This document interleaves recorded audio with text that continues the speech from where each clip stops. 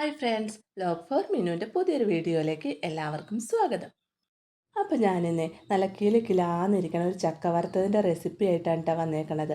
അപ്പോൾ അതിനായിട്ട് ഞാനിവിടെ ചക്കയൊക്കെ കനം കുറച്ച് നീളത്തിൽ അരിഞ്ഞെടുത്തിട്ടുണ്ട്.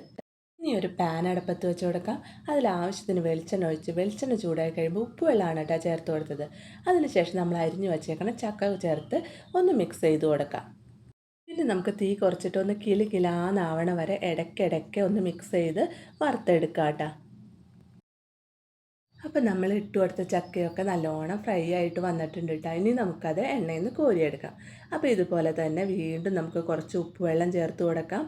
അതിനുശേഷം നമുക്ക് വീണ്ടും കുറച്ചേശയായിട്ട് ചക്ക ഇട്ട് കൊടുത്ത് മിക്സ് ചെയ്ത് വറുത്തെടുക്കാം. അപ്പം നമ്മുടെ കറുമുറാക്കിയിൽ കിലാന്നിരിക്കണം നല്ല ചക്ക വറുത്തത് ഇവിടെ റെഡി ആയിട്ടുണ്ട്. പിന്നെ എന്താ, എൻ്റെ വീഡിയോ ഒക്കെ കണ്ട് നിങ്ങൾക്ക് ഇഷ്ടപ്പെടുകയാണെങ്കിൽ ലൈക്ക് ചെയ്യണം, ഷെയർ ചെയ്യണം, സബ്സ്ക്രൈബ് ചെയ്യണം. പിന്നെ നിങ്ങളുടെ അഭിപ്രായങ്ങളൊക്കെ കമൻറ്റിലൂടെ അറിയിക്കണേ.